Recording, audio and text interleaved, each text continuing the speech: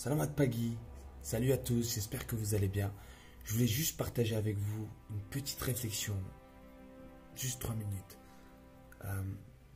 Je pense que, comme beaucoup d'entre vous, j'ai été vraiment choqué par ces images de femmes et d'hommes afghans qui courent après un avion militaire pour pouvoir grimper dessus.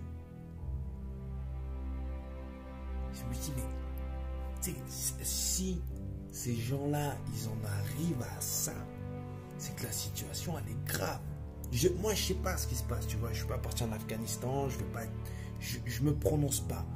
Mais je dis juste que entre ça, les images d'incendie, les images d'inondation, après une année avoir été claqué de part et d'autre par le Covid, je me dis, faut être solide, tu vois, pour vivre à notre époque. Faut être solide. Donc là, tu vois, ce premier message, il est pour tous les gens qui se sentent anxieux, qui se sentent stressés, qui se sentent pas bien. Vous avez raison. Vous avez raison. Ne vous sentez pas coupable de vous sentir mal ou malheureux de par ce qui se passe dans le monde. Ça veut dire que vous êtes sensible. Ça veut dire que vous avez encore un cœur. Si aujourd'hui, en 2021, tu arrives à voir tout ce qui se passe dans le monde et que ça ne te fait rien, tu continues de manger des tranquillou, des tacos, ta préoccupation, si tu vas manger une glace mangue ou une glace citron et que tu n'en as rien à faire, là c'est pas normal. Si tu prends une glace, prends plutôt la glace citron et kiffe là pour moi aussi. Mais ça, c'est le premier message, il est pour vous. Le deuxième message, je vais essayer de faire vite, de tenir en 3 minutes. Je voulais juste partager avec vous une anecdote qui m'a été rapportée.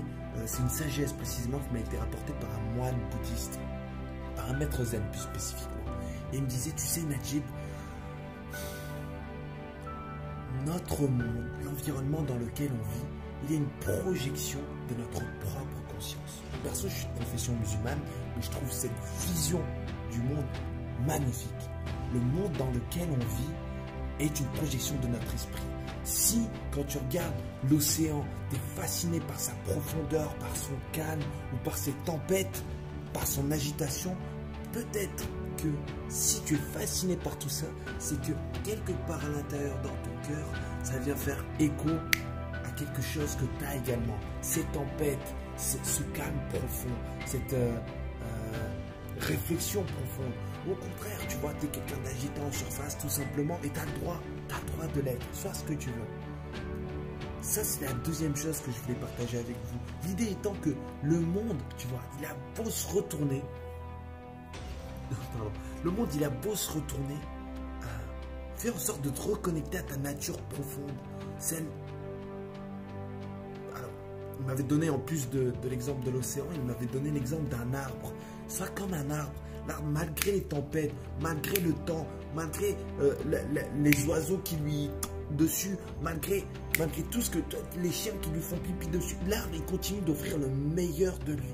Alors, dans un monde où tout est agité, dans un monde où tout est retourné, et tu te poses peut-être la question, qu'est-ce que je peux faire dans ce monde? Eh bien, la meilleure des réponses, c'est être toi-même. Être toi-même. Le monde, il a besoin que chacun d'entre nous, on soit nous-mêmes. Avec nos côtés positifs, nos côtés négatifs. Avec nos moments heureux et nos moments tristes. Alors sois toi-même. Et pleure à fond si tu as besoin de pleurer à fond.